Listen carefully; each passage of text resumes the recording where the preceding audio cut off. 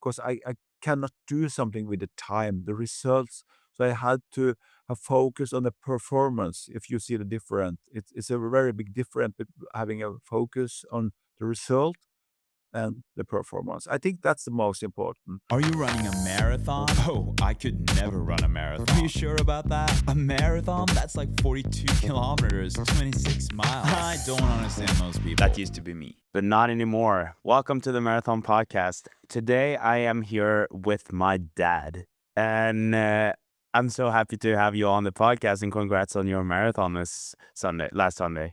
Thank you. Yes. It's I think we talked about like was it a couple of weeks ago or a month ago that you and Kristian, my fiance, you were probably the ones that are mentioned the most on the podcast. So I felt like it was about time that you're coming on as well. It's a pleasure to be here.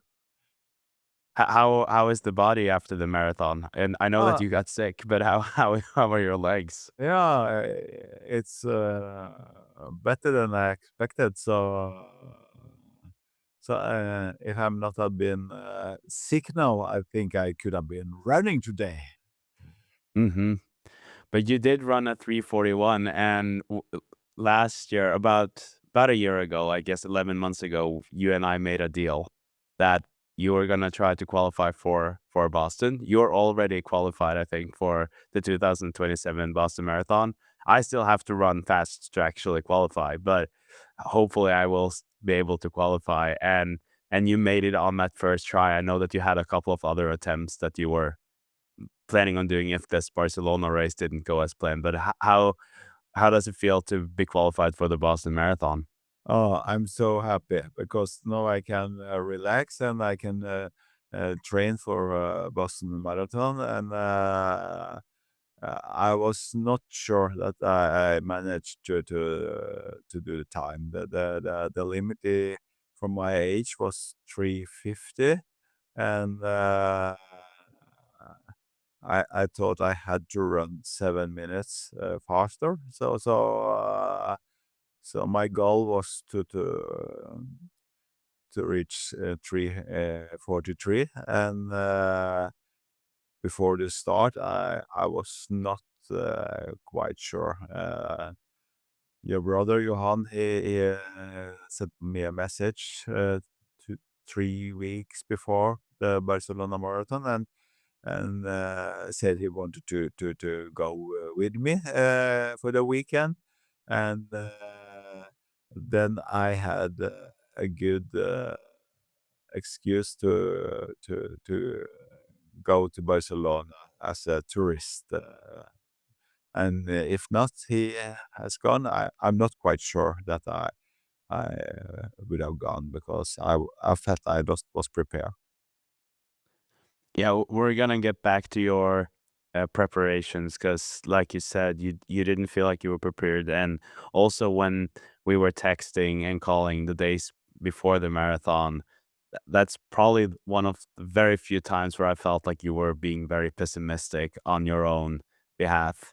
Uh, but I guess like to listeners, although I've been talking about you sometimes and I've been saying that you're a two-time Olympian and I've been referring to things that you helped me with, a lot of the listeners still don't know who you are. And I guess it would be fun for you to kind of give the short story of uh obviously who you are, but also your athletic background and how everything started. I'm a dad to two great sons, and that's my most important identity. To father to you and Johan, and that has been my greatest identity in 33 years. And I'm I'm a son. My mom and dad, grandmother and grandfather, they're still alive. It's amazing to be 60 years old and still have my parents. And I'm husband, Sigrun and me, your mother, we have been together for 38 years. Of course, it seems amazing for most people, but it has been hard work, and now we are very happy that we have done that that travel for these years. And I think that's most important identity. I my my skills. I'm. I hope I'm a kind guy, and I'm very ambitious. And I love to set goals, but in a way, I think people think that I'm more goal setter than I think myself, because I think most of my strength is to take things coming on the river, then I can pick it up and do something great. I have a picture of where I want, but I don't are very strict to the road. But I am allowed to be on the right road, and I think I have um, uh, in a theft. What you call Yeah, theft in English? yeah, I Uh, guess it's like a talent or a kind of a sense for things that you yeah, can, yeah, for a for the talent yeah. for the holistic, and for the future, um, and yeah, I think I have some courage. Yeah, So in and terms of your job, you obviously it might be easier for me as the son, like as a proud son, to kind of tell that you built this great nonprofit organization that helps youth to kind of take better choices, to be more courageous, care more about each other, and say no to the things that they don't want to do, and also to kind of follow their dreams. And I guess this is all based on obviously your own upbringing with, like you said, with my grandparents and how they were. Um, and so, like, for me looking at you, yes, I totally agree with you that you have a talent for seeing things, picking it up and working with it. Like now that you're working as a consultant, helping big brands to kind of develop their brands and their culture within the company. But then you also have this like individual, like looking back at your career as an athlete, especially, like then, because most of the things that you've done after the last Olympics, I would say it has been to help the world and contribute to a better world. And then before that, it was more about like you becoming a better athlete. Um, and I guess like I know these stories, but if you could kind of share when you first started dreaming about uh, becoming a great athlete. And also, I know that you did something crazy with my grandpa when you were 13 years old. But I guess something very special also happened a few months earlier when you first started skating. yeah, I I have always had the passion for sport and for people, and I was 10 years old when I was sitting in the chair looking at the Olympics in it was in 76, together with my mom and dad, and a Norwegian guy. He was an Olympic champion, Jan Egil Storholt, and I was so excited. And then my big interest for speed skating started, and I went to the track we had it close to us, but I have almost never been skating. So, but I felt like a prof when I skated, and some of the hockey players, they I said, "Oh," and I tried not listening to them, and just keep on the feeling being a great star. And of course, I was not that. I guess I was a really, really bad skater when people saw me. Uh, but I think that was more important picture of the future for me than I didn't know at that time, because that the that the innovation picture, you have to be not listening to all the bad things other is saying to you.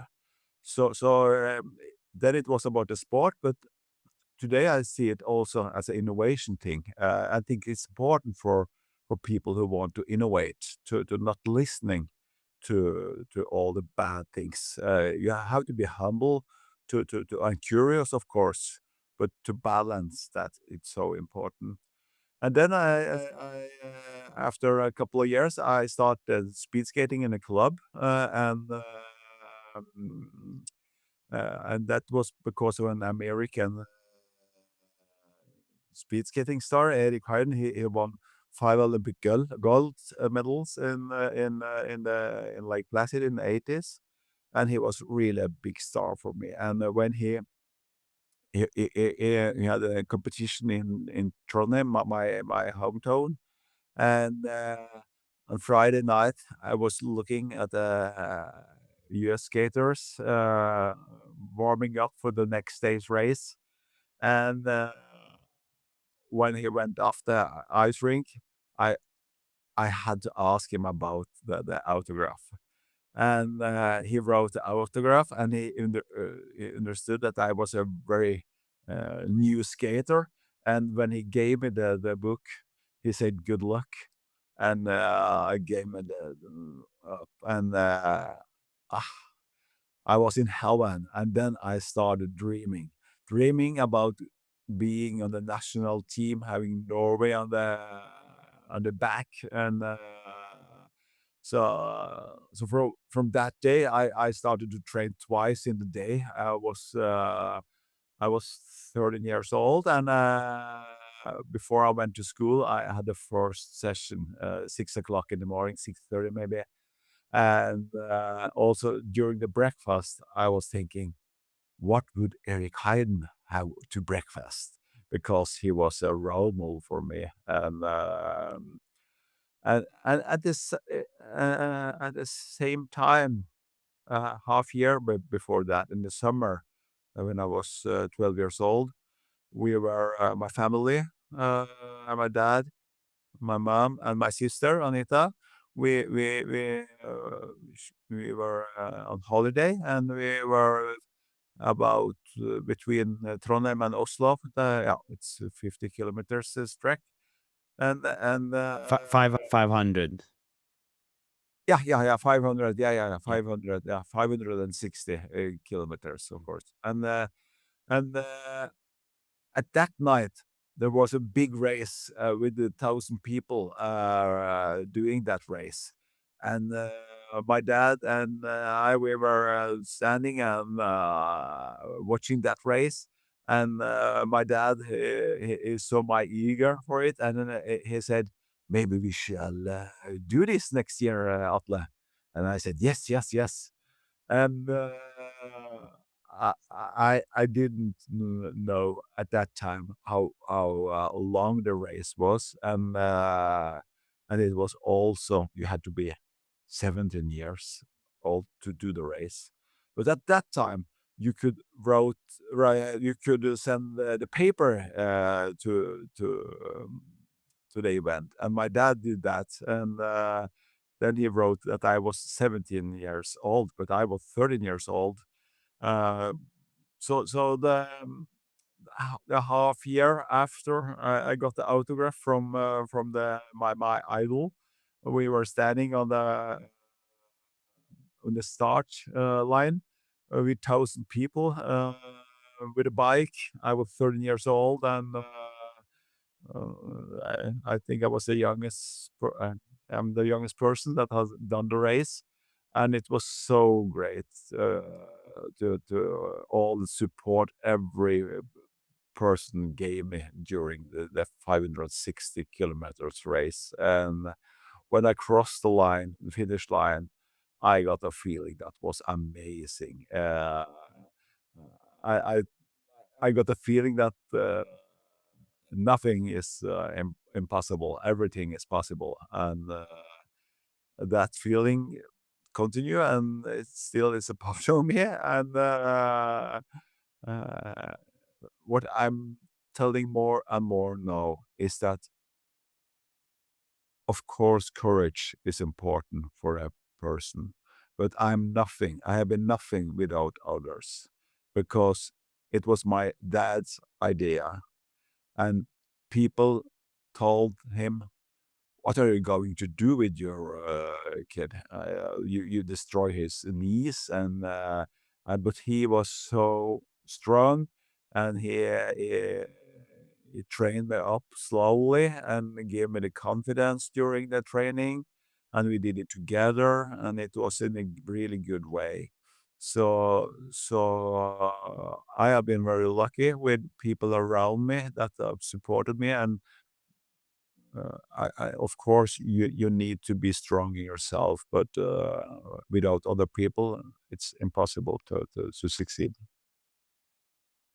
Yeah, and that is probably one of my favorite stories. Like, obviously, you do a lot of public speaking, and whenever I'm there and listen to that story, it always makes me happy. And I think that that mentality is something that both from you and my grandpa, that those are the things that I'm the most grateful to have gotten from you guys, right? Like that nothing is impossible, whether it's within sports or life in general.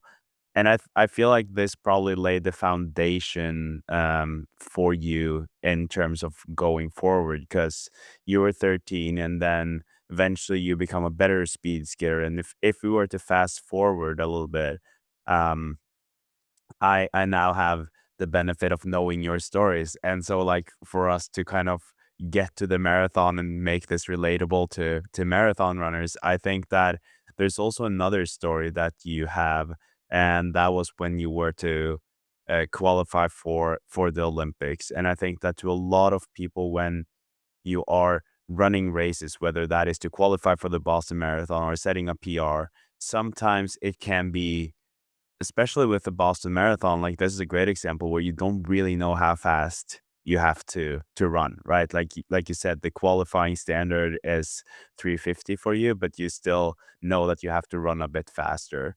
Um, but when you were about to qualify for, was that the first Olympics that you were to qualify for, when the club chairman of our speed skating club, he really wanted an answer from the head coach of the national team to know how fast you needed to skate to actually qualify for your first Olympics. Will you kind of share that story and how all of that went?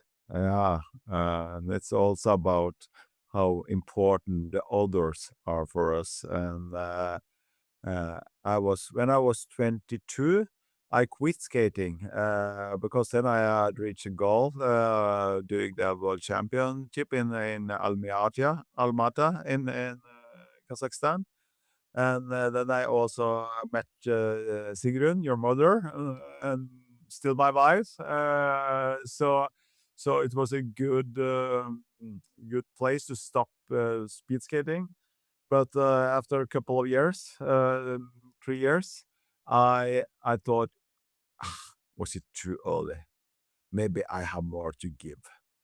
And in March in 91, I decided to give myself 3 years to see how far can I come.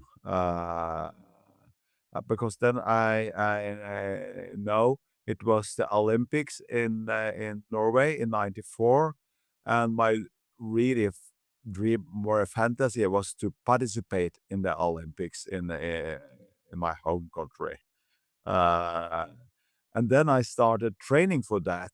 I had I I had a uh, I had a house, Sigrun and me, and I had a full-time job. So I had to be very disciplined uh, during the training. And I trained well. And when the season started, I was so surprised and so happy because I skated very well. And in the first two Norwegian cups, that were national cups, I was number three after the two best speed skaters. And then I should have been qualified to do the World Cups.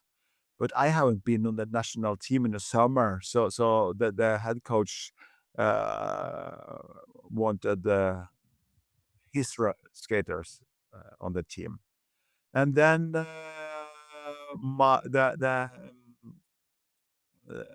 the leader of my local club, he said, "Ah, this is not fair."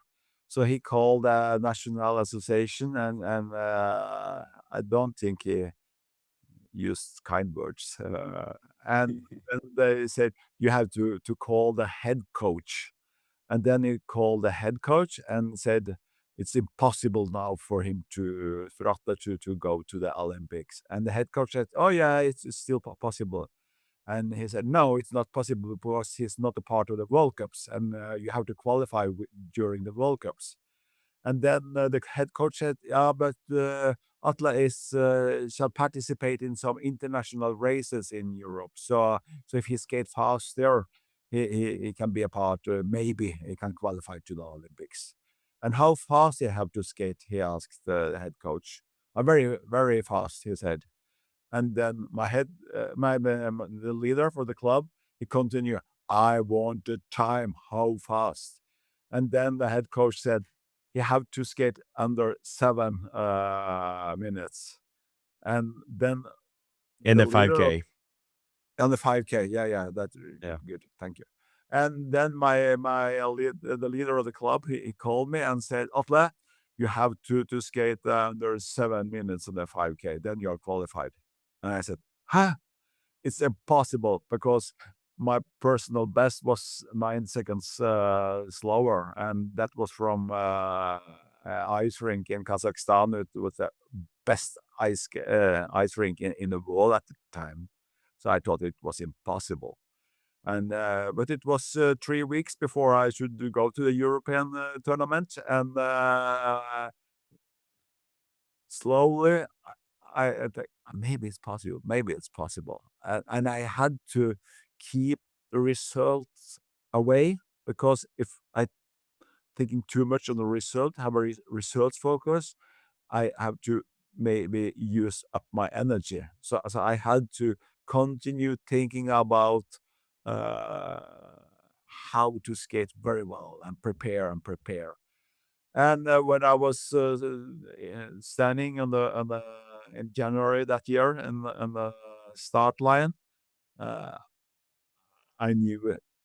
I had a self confidence. I thought maybe I can do it. I know it was. I had to skate 33.3 on each lap to do the finish time that I should do. And I did it. It was 6:59.96. I skated, and that was enough to qualify to the Olympics. Have I skated uh, for yeah, 400s of a second slower, yeah, then you would not have made it. yes, And I think this is just such a great example of um, really obviously performing under pressure, but also being able to just focus on what you needed to do in order to get to that time, right? And so for the listeners who are they might be preparing for a marathon or for a 5K race, whatever it is. I'm sure most people listening to this are runners. What do you feel like they can take away from say that story? Because I mean there's a mental game going on whenever you're competing. yeah. Um, Thank you for asking about that. I think number one, I would say, is to never forget the people who help you, because the leader is not with us anymore. He is. I think I haven't been in the Olympics in Albertville in '92 without him, even if I skated so fast. But the second is to trust the process, and have focus on what you can do something with. But because I cannot do something with the time, the results, so I had to have focus on the performance. If you see the difference, it's a very big difference having a focus on the result and the performance. I think that's the most important. For me, it was about having good entrances and like in each round, each corner, and Mhm. hit the corner in the middle, and then have a high tempo from the middle of the corner and uh, to the uh, langside. The straights. Yeah, and then Yeah. keep up the speed and relaxing it that way. But in any part of life, I think you focus on what you can do, not on the results. Mm. Mhm. But you were also, because I know that at the same time you were kind of, you knew, and especially because you're good with numbers, you also knew that when you were skating that you, like you said, you needed to have these certain lap times, and you knew what you needed to do in order to get to that time. And I'm sure that although you were pushing those thoughts of the results away, they were still there somehow. And so, like for me, if I'm running a race, I will look at my watch and I will see that, okay, now I have this pace, and I'm obviously kind of observing it, and that I'm trying to still focus on what I'm doing here and now. But I'm always kind of aware of how fast I am running, and sometimes that can kind of throw you off a little bit and make you, like you said, distracted or focus more on the result than what you're doing. So, how were you able to combine that, like you said, with entering the corners in a certain way, or the speed, or the freak, like everything that you were focusing on, but also at the same time, probably being aware of the lap times that you needed and the lap times you were actually skating? It's a very good reflection and question, and I think it's impossible to take it away, and I'm not quite sure if it's smart to take it away either. The result focus, but you say observe it. I think that's a good thing, and have it as an inspiration.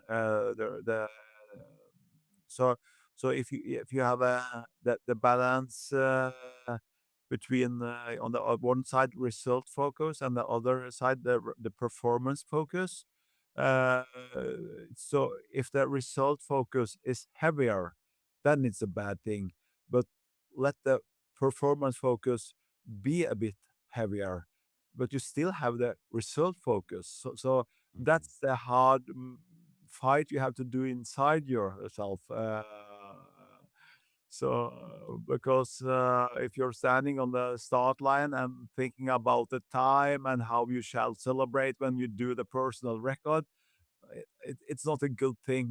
You have to keep it away, but it still will be there. So it's a fight in yourself. These things. Yeah. Okay, so we are now kind of establishing where you were at as an athlete and the level you were at, and you did end up uh, getting to a second Olympics after that. But I think we need to kind of start switching to the marathon journey, and especially what you've been doing now lately. But this was also not your first marathon. The first thing I'm going to ask you to do, and that has nothing to do with this, is because you're down in Spain now, and it gets darker there Yeah. a bit later than here. But now it got super dark, so maybe you can turn on the lights because I can't see you anymore. There we go. No, no. Yes. I was thinking Um, about the same. yeah. So so I would maybe start with a little bit of a general question, because coming from professional sports or high level sports the way you did, and just having that endurance, that physical, like you were so strong, and obviously had a high VO2 max at some point. All of this, all of the things that you needed as a skater that will help you with whatever sport you're doing later on. And I know that after the Olympics in 94, you kind of you didn't stop training completely, but you didn't train as much. And then as I started skating more and training more, we started training a lot together. And then I guess, was it 2009, 10 or something, where you started doing, or maybe it was even earlier, where you started doing some marathons. You did Berlin Marathon. And if I remember correctly, the fastest you did was a 3:22 in Berlin. Yeah. Um, do you remember what it was like to kind of start training? And 3:22 is a very good marathon time. And why do you think it is that you were able to do that? Because I also know that you said last week to me that you didn't really run that much and that long distances, even in the build to that Berlin Marathon of 3:22. I think I use running as a big part of my training as a speed skater. Maybe not so much in the last years, but I remember when I was how old I was, maybe 14, 15 years old. I was running uh, uh, a lot.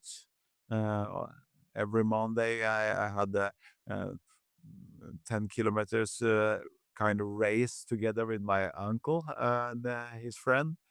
And my uncle was in the garage and wrote my time. I, I don't think I told you that, but No, you haven't. no. So he did that, and also when I was a junior, uh, I my head coach at that time, he he every week we had the 5 times 2,000 meter as a part of our training, and also at that time I was so I felt I was better than the older guys to run, even the world champion we had in our team. Hmm. So I had some experiences about it. So I had a self confidence around it, and I have the the the, the I think I have the talent for long distances. So I think physically I had it, and I had the self confidence. I think that was the most important thing. So, but of course I was prepared for running the marathon, and I remember the last marathon I did in Berlin. I think it was in 2011, 12 or something. Then I was had too much self confidence, and I had so much basement for before I went to Berlin, and that was a very stupid idea because then I got injured and still have that injury when it's come back to me. So it's good with self confidence, but it can be a bad thing too. Can be too much. I I think that, like, for at least for me, and I don't know if you agree, but when you did that, so if that was in 2011, that means that you were 45 years old when you did that. And then now that you did this one, you are 60 years old. And so I would probably argue that your 3:41 here in Barcelona last weekend is a better performance for several reasons than the 3:22 that you did when you were 45, 46. Do you agree with that?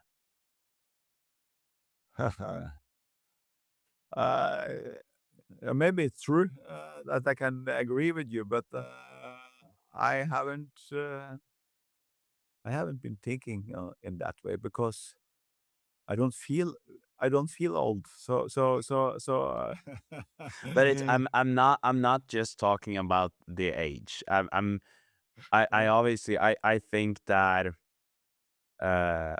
that the older you get, the harder it is to recover. And especially for you to, like you said, with running, your body's kind of been rejecting it a little bit. You've had gotten injuries, and whenever you start running, you get some niggles, like some pain here and there.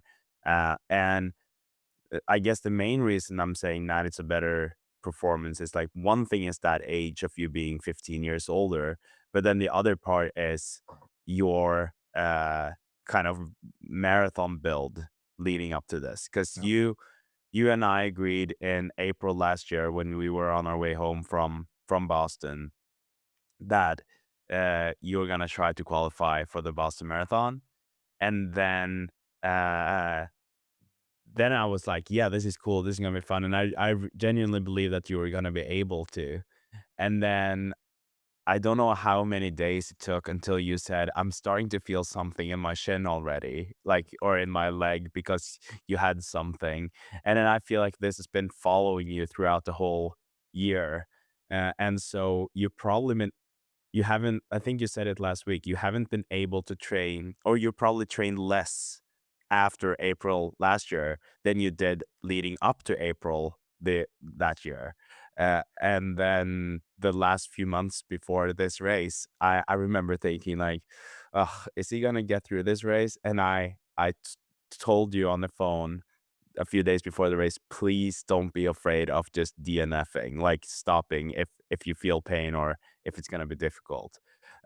Will you say something about what this build has been like in terms of the challenges that you faced, but also, I guess, like the reason you think that you were still able to run this fast with all of those things happening to you? yes. I have been listening to the marathon podcast and a lot of advices from you, Christian, and not at least all your guests. It has been a really good experience to listen to that. And I also had to keep on being wise and not too eager, and remember myself that mm, what I'm going to do is to qualify to Boston because a big part of me want to run faster.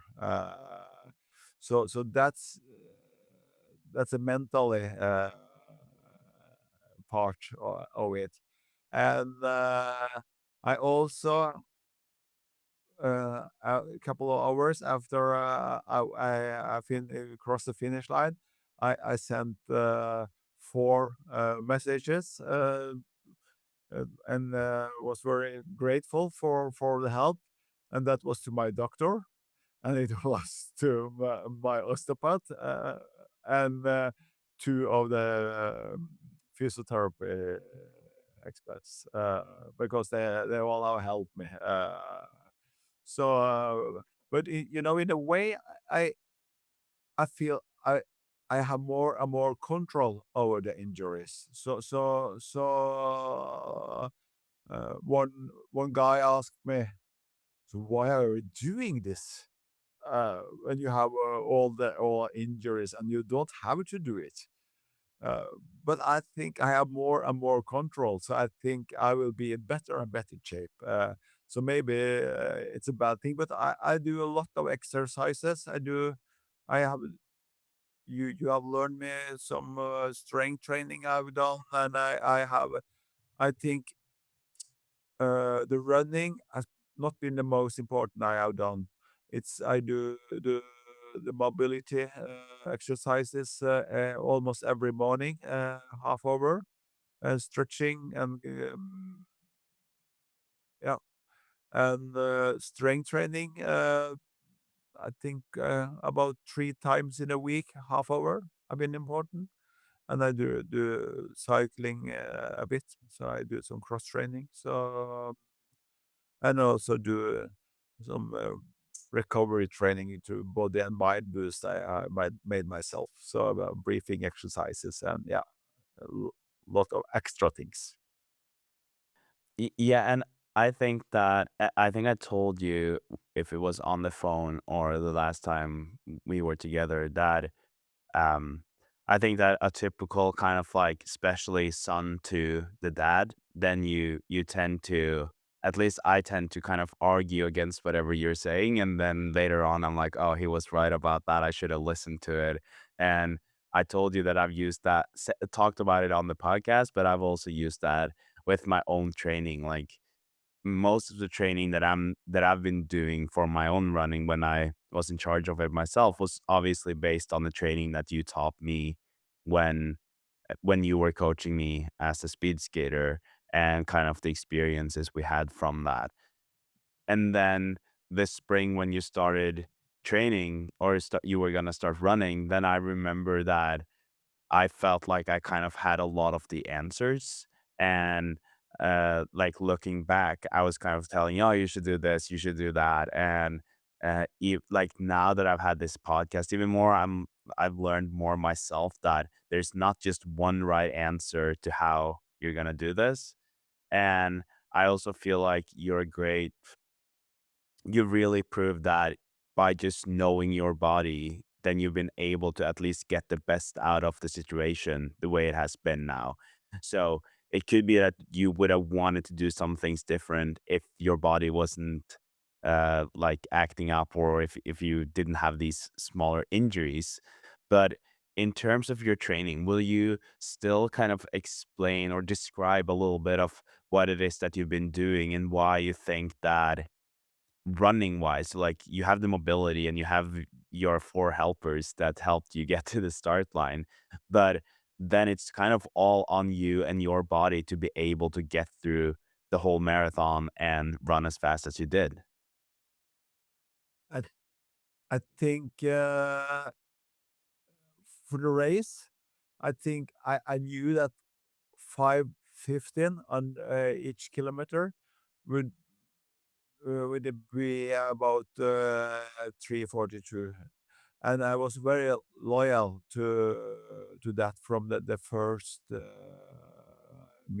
first kilometer, and uh, so so even if it was not so it was not so easy, but even if I felt that, I decided I will keep on that. That was so important, and I did the whole race at that kilometer time.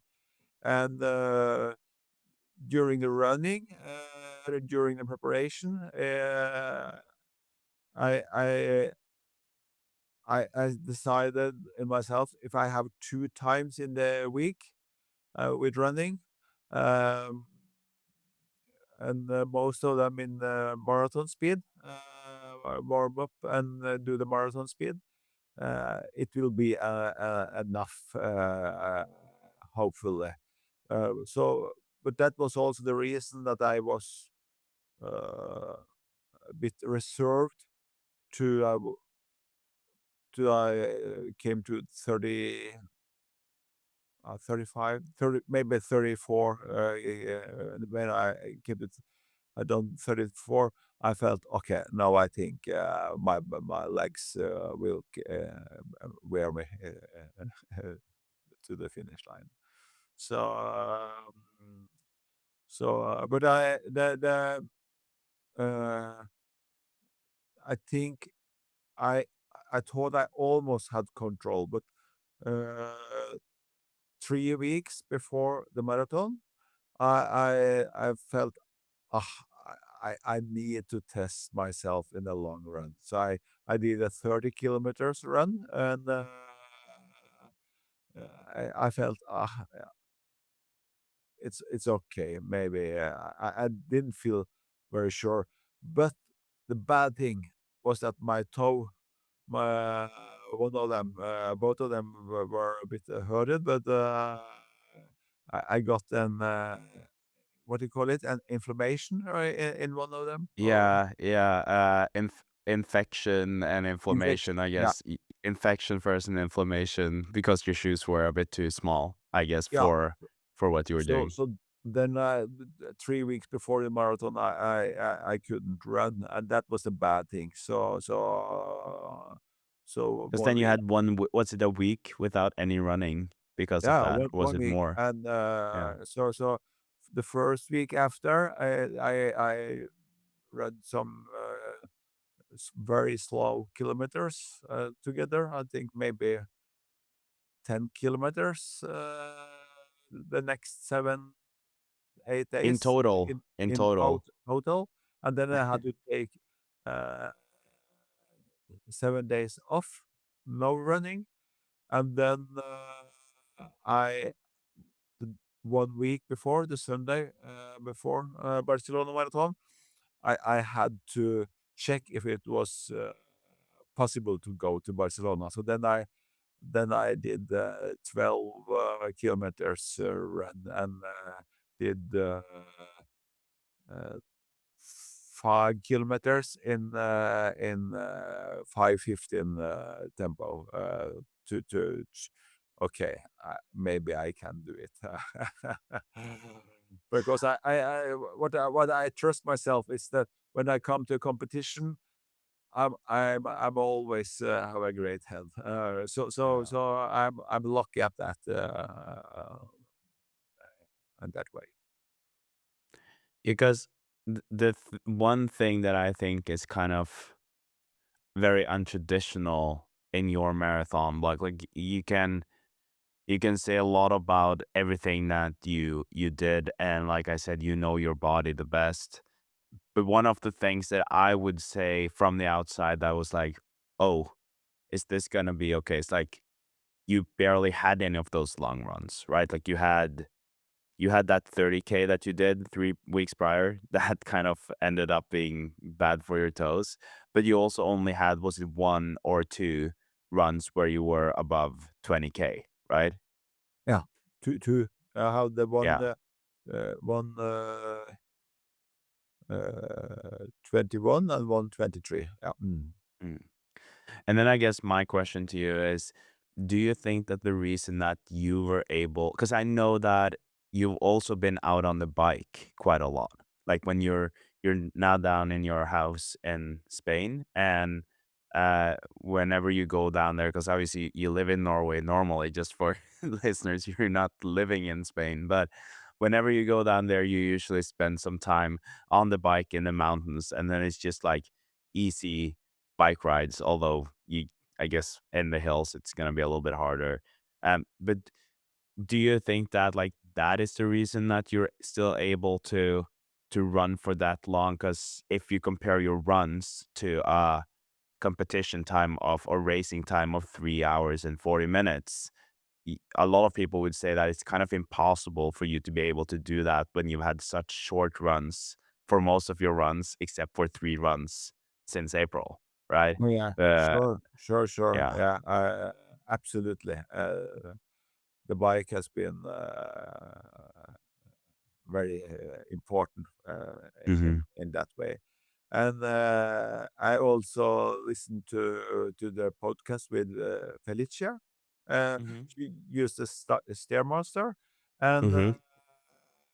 around Christmas time, and after I used the Stairmaster, I think I had uh, not hours, but I had between half hour and I think at most I had 70 minutes on the Stairmaster. So I had 70. 70, yeah, yeah, Oh 70 wow, I minutes, didn't know that. like 70 minutes. So I think I had 5 sessions on the Stairmaster. So Hmm.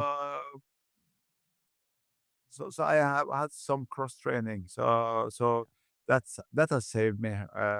So because Yeah, then because yeah. Mhm. yeah, so then I guess like that is the answer that we have to your training and how you were able to do that. But then I'm also curious how much you would contribute to just your past of like all the years from when you were younger, when you were an athlete, and also the years in between of just training, because you've obviously had an active life. You're overall pretty healthy. Um, how much do you think that is a contributing factor to you being able to run the way you did in Barcelona? I think it's very important, and I think you have talked about it that the body remember the old things. So I guess it's a good thing. So and also do the combination with the awareness around the food and I think all the things. And I also forgot to say, uh, in Norway we have snow, so I have been skiing a bit. Yeah, So yeah, cross country skiing. yeah.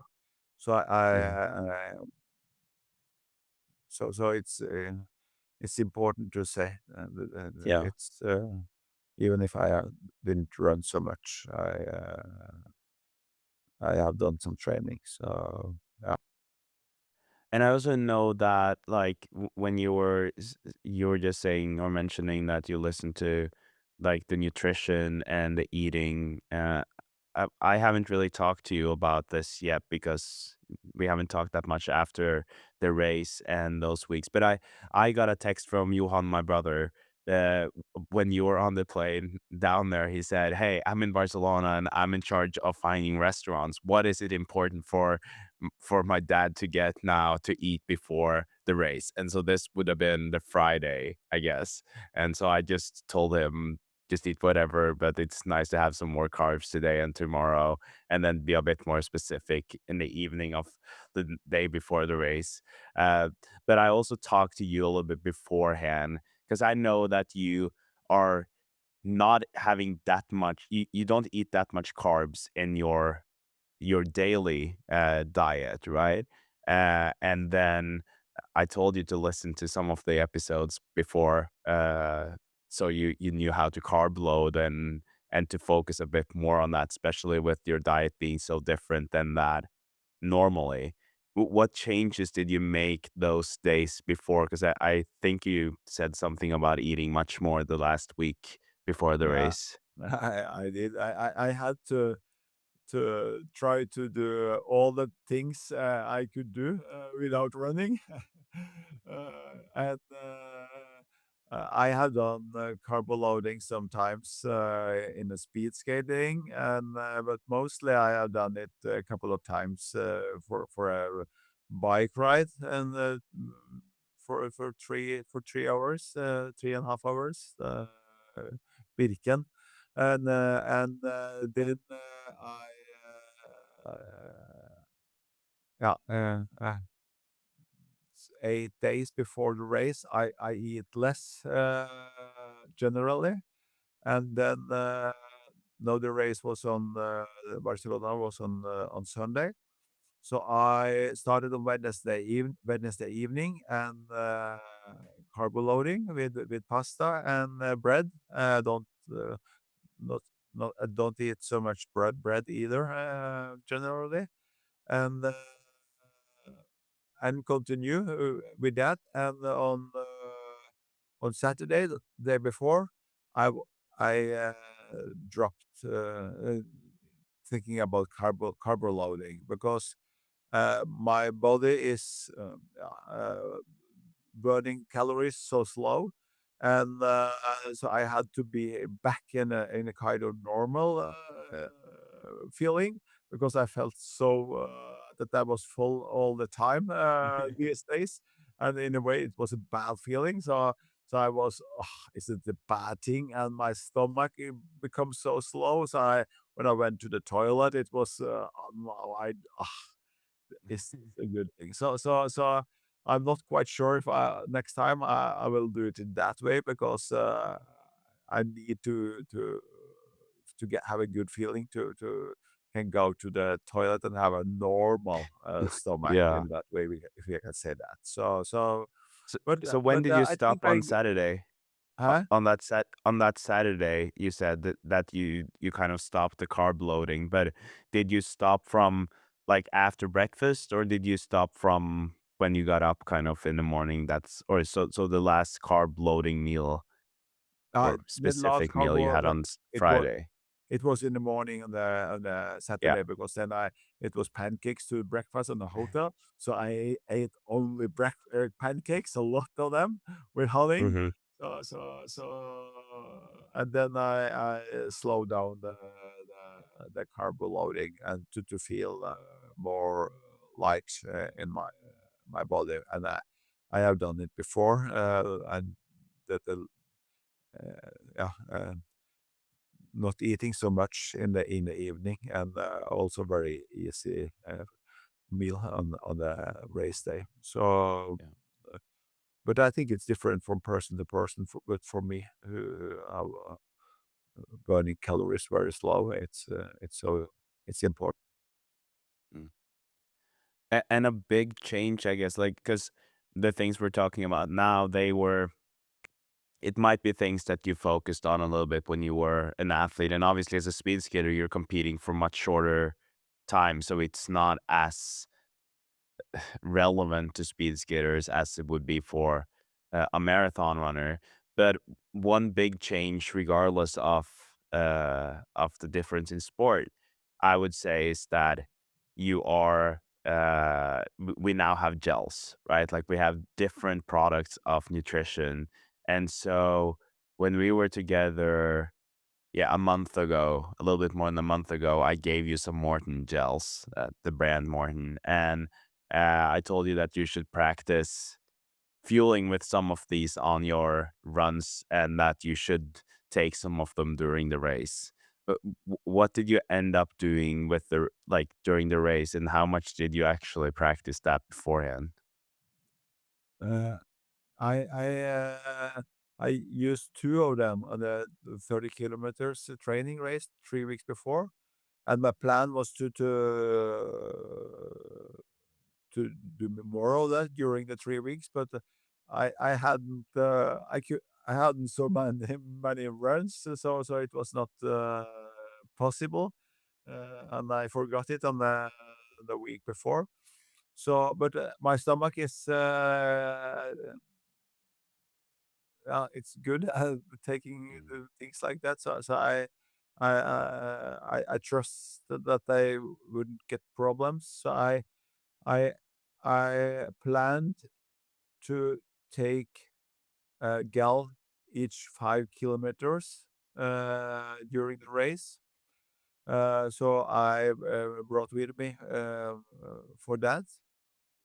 But because of the carbo loading, I felt so full still, even if I had so it was good for not having uh, the gels. I I think I took water on almost every from the beginning, every place I Mhm. could have water. Mhm. I did that, and I took the first gel after 12 kilometers. Okay. Then it was, and then I started to do it every I no, 12 and then 19 because I 19, 24 because then I Mhm. could take the gel and then I could take the water after. So Yeah. Yeah.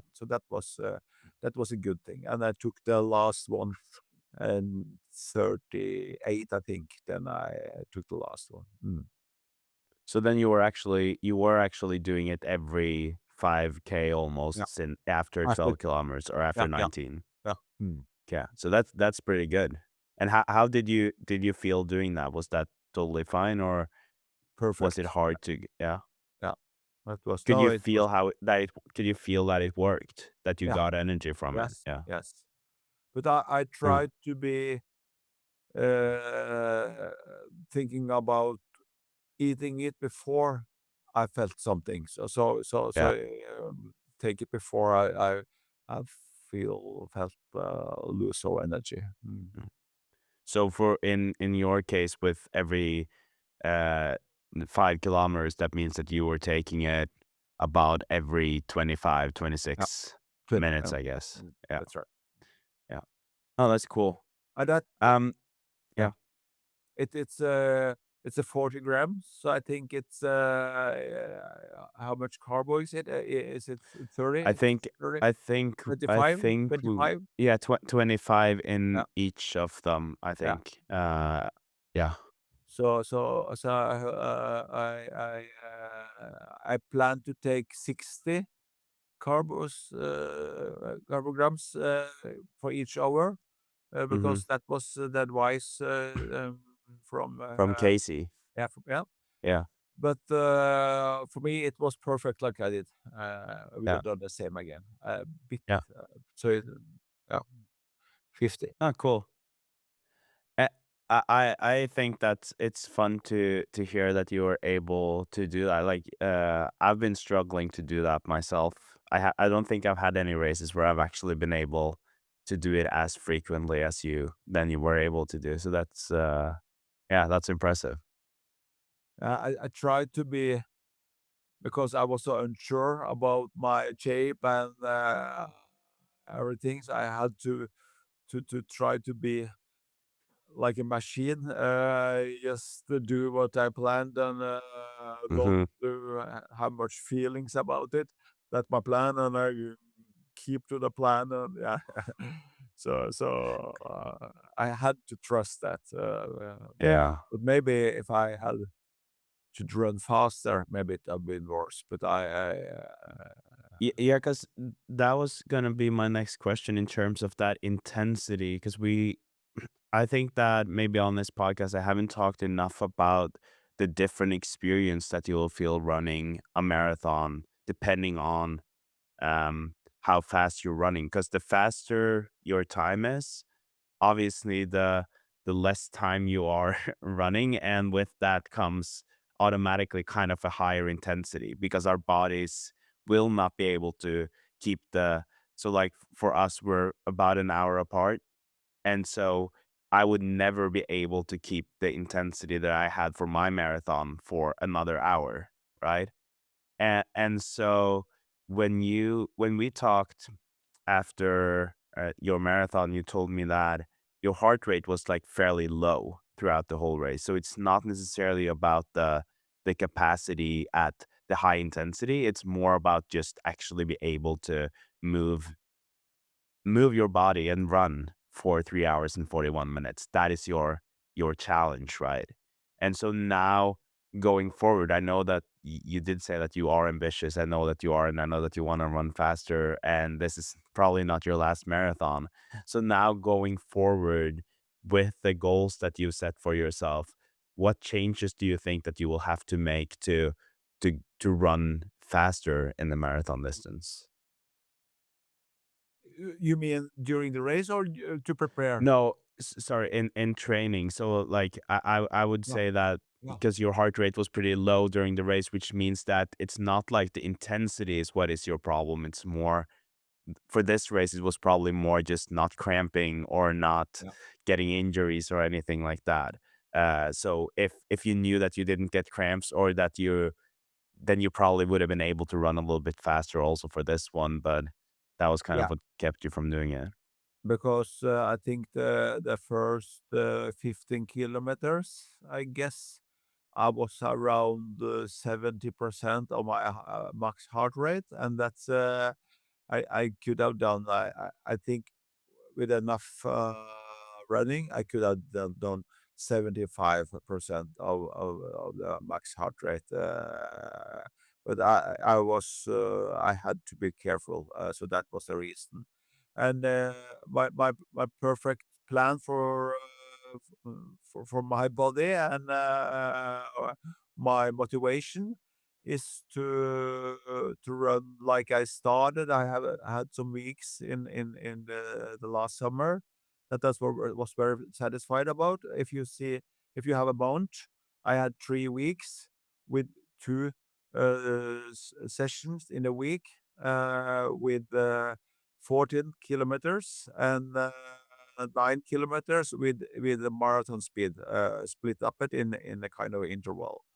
And Dur that's in that 14 kilometers, you would have 9 kilometers at yeah, yeah. marathon pace. Is that what you So said? Yeah. warm up 3 kilometers and then 1500 meters in the marathon speed, and 1 minute break, and then 1500 meter. I Mhm. like that mm, training. That's I like it. It's easy to go out and do that session 2 times in a week, and the third session have three sessions with running. Then I do slow running, just maybe 5 to 10 kilometers, and then I do bike 2 times in a week, and strength training 3 times in a week, half hour, and then continue with morning exercises almost every morning. And the last week in the month, um, have a holiday or sick, or you see that it's not a strict like I was a professional Mhm. athlete, but that's the picture of how amount can be. And I Yeah. think if I can do that, I can continue to improve and improve in the 2 next years. And if you were to like, because I think that a lot of people listening to this can relate to your situation, right? Where you really want to run faster, your body might be telling you no, not just like I guess again, it has nothing to do with age, but after, especially with running in our knees, like you've been using your knees for 6 years, right? So, and you also come from a sport where I know that you started feeling something in your knee already when you were 17. So like the there are things that will keep you from running, and I'm sure that in a perfect world, you if you were able to run every day and you could run 15K every day, you would, right? Um, but for people who are listening to this and they're like, "Oh, I'm not able to run," and I'm struggling to kind of get those run through. What would you say to them? Because now that you're talking about this, it seems like even with the goal of running faster marathons, you're not planning to run that much. You're going to run like a fair amount, and then you're going to use the bike. You're going to use strength training. I don't know if you're going to keep doing the Stairmaster, but uh, what would your advice be to someone who's struggling with injuries or find themselves in the same situation as you have been over the last few months? I'm quite sure that my mobility training every morning is so important, and it's about core, it's about stretching. So I think doing the boring things is so important, and also the strength training is been so important, because when I finished in marathon, the Barcelona marathon, I was sure before the marathon that my knees should be hurting, and maybe some small injuries come back. But you know, I, I don't. It's so great. I have so great body after the Barcelona marathon. The only thing I have is the hamstring bad feeling there, and I've had that the last 5 months, 4 or 5 months, but that's not because of running. It's because the last in September, October, I and November, I was sitting so much in the car and in the office, so I got injuries because of sitting too much. And it's still there.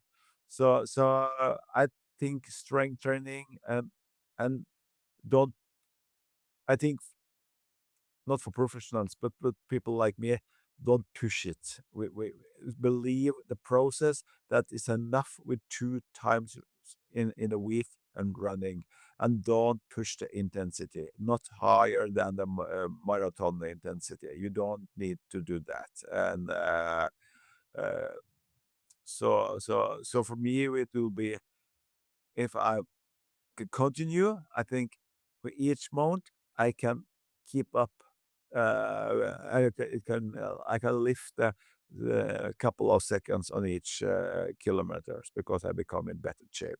But don't be too eager on that because the intensity kills. Because I think maybe like a key factor or key thing to what you are saying here is that marathon pace, right? Because when you are running a marathon in 3:41, you're out there for 3 hours and 40 minutes. So the easiest kind of conversion would be that the pace you're doing when you're going hard is a pace that you're still going to be able to do for 3 hours and 40 minutes or for 4 hours or 5 hours, whatever your marathon time is.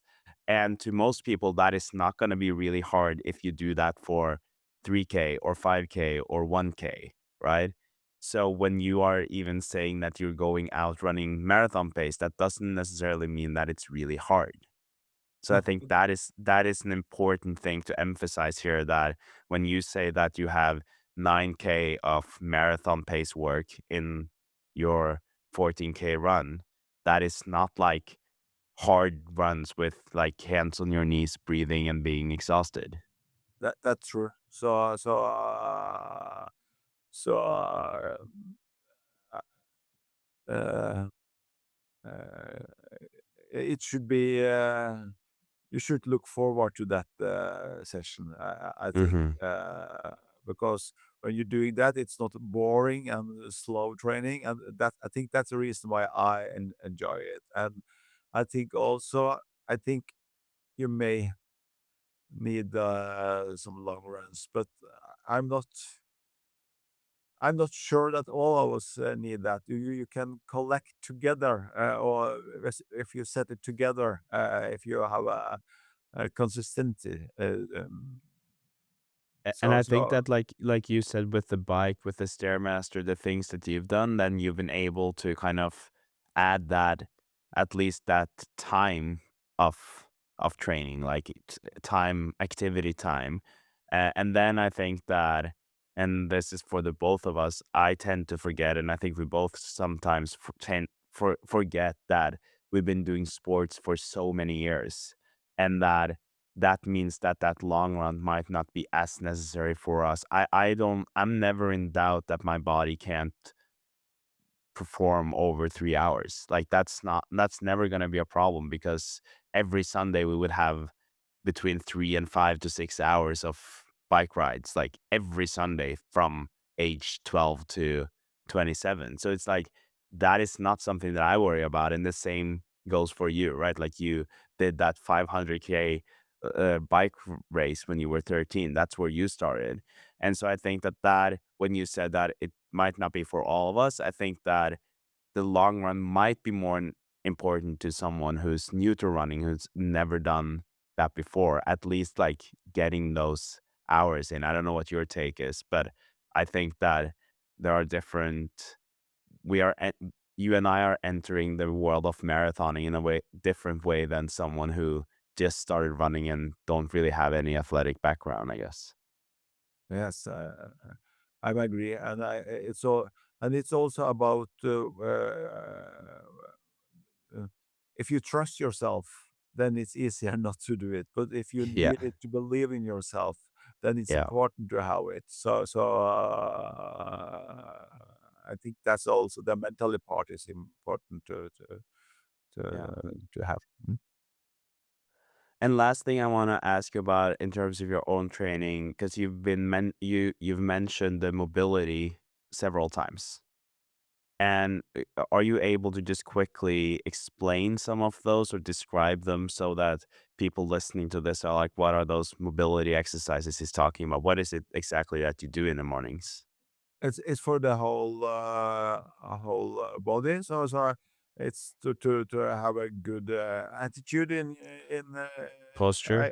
I do, and Hmm. I do exercise for the stomach, and I do stretching for the hips and for the legs and both and I do balance exercises and also yeah, with the hips doing things like that. So because I have a work that I'm sitting a lot, and that's not good for the hips. I think some of the injuries I can get is because that I'm sitting too much, and Yeah. the hips are the key to get injuries and also to not have them. Yeah, I don't Yeah. know. No. Was it enough? Yeah. That's more than enough. And then the last question I have for you is, or maybe I'll have two more, but at least one is that, and I think you're the only one to answer this, and that is because you've been following me throughout my whole career. I feel like on this podcast, especially in the beginning, I would say that like, oh, you can do this and that, and this is how I got to like the 252 marathon or the 247 marathon that I did. And then I'm starting to realize more and more that, like I said, it's obviously as a result of everything that I've done. And I only had like 2 or 3 years between being a full time skater and starting to run. What is it that you would say that we did throughout all those years of training, from when you and I started running together when I was probably 8 or 9 years old? Uh, what do you think it is that made it so easy for me to just with 4 months of training, all of a sudden just run a 252 marathon and not really have any running experience? Because I didn't really have that, I guess, when I started. I think the all the volume training you had. So you had a lot of training in the low zones, and I think that's the uh, very important for your heart that you had. Many young sport people, they got problems with their heart, and I think they have done the intervals too hard, and then you have to pay for it later. So they are in a way they are in good shape, but they cannot do what you do. So Hmm. I think that's the most important thing, and also mm, the way you have learned to listen to your body uh, and the experiences you have using the body. So yeah. Mhm. Yeah.